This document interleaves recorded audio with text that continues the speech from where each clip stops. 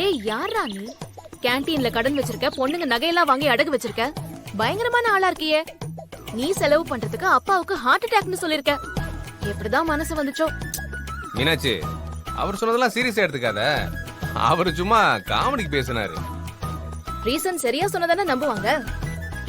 சென்டிமெண்ட்டுக்கு எப்பவுமே தனி பவர் இருக்குல்ல. நீ சாதாரணமான ஆளே இல்ல. உன் ஹிஸ்டரி எல்லாம் எடுத்து பார்த்தா பெரிய களவாணி பயலா இருப்ப போலயே. களவாணியா? யார், நானா? ஆமா, நீதான். சாதாரண களவாணி பையன் இல்ல, வினோதமான பெரிய கொள்ளைக்காரன்டா நீ.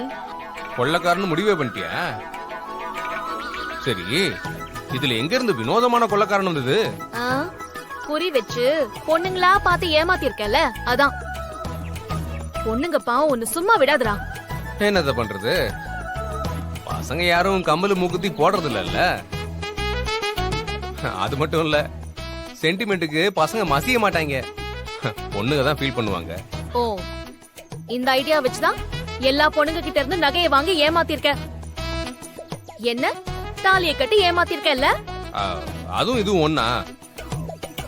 யாரு திருட்டெல்லாம் இல்ல, யாருகிட்ட இருக்கோ அவங்க கிட்ட தானே கேட்க முடியும். இல்லாதவங்கள்ட்ட கேட்டா அவங்க எப்படி கொடுப்பாங்க? ரொம்ப தெளிவா தான் பிளான் பண்ணி செஞ்சிருக்க. யாரு தெளிவு இல்லாம பண்ணாதான் தப்பு, தெளிவா பண்ணா புத்திசாலித்தனம். சரி, அந்த காசெல்லாம் வாங்கி என்ன பண்ண? அது நம்ம மாட்டுத்தாவணி பக்கம் ஒரு 20 ஏக்கர் நிலத்தை வாங்கி போட்டு சும்மா ஒரு பெரிய ஷாப்பிங் மால் கட்டோம்ல. பின்ன பணத்தை வாங்கி என்ன பண்ணுவாங்க? சும்மா ஜாலியா செலவு பண்ண வேண்டியதுதான். ஏண்டா இத இவ்ளோ பெருமையா சொல்லிட்டு இருக்க? ஒருத்தவங்களை ஏமாத்தி பணத்தை வாங்குனது உனக்கு அசிங்கமா தெரியல? இதுல என்ன அசிங்கம் இருக்கு? தேவைப்படுறப்ப குடுக்குறாங்க. திருப்பி கேட்டப்போ நீ குடுக்கலையே. அதான் காசெல்லாம் திருப்பி வாங்கிட்டாங்கல்ல. நீ குடுக்கல, உன் ஹெச்ஓடி தான் கொடுத்திருக்காரு. யார் கொடுத்தா என்ன? பணம் சரியான ஆளுக்கு போய் சேர்ந்துச்சுல்ல, அதுதான் முக்கியம். உன் தப்புக்கு மத்தவங்க பணம் கொடுக்கறது உனக்கு சரின்னு தோணுதா? யாரு? அப்ப நான் ஸ்டூடெண்ட், அவர் ஹெச்ஓடி. ஸ்டூடெண்ட் ப்ராப்ளம் சால்வ் பண்ண தானே ஹெச்ஓடி இருக்காங்க. அடிச்சி வாய் மூடு. பண்றது தப்பு, இதுல தத்துவம் வேற. ஒரு பிளாஷ்பேக் கேட்டதுக்கே கொலை நடுங்கி போயிடுச்சு. இன்னும் என்னெல்லாம் இருக்கோ. இன்னைக்கு பிளாஷ்பேக் கோட்டா ஓவர். போலாமா?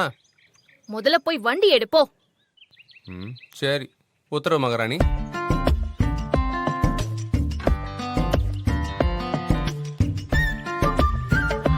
அப்பாடா, இவன்கிட்ட கொஞ்சம் ஜாக்கிரதையா இருக்கணும் போலயே. நான் வேற இந்த செயின் மட்டும் தான் போட்டிருக்கேன்.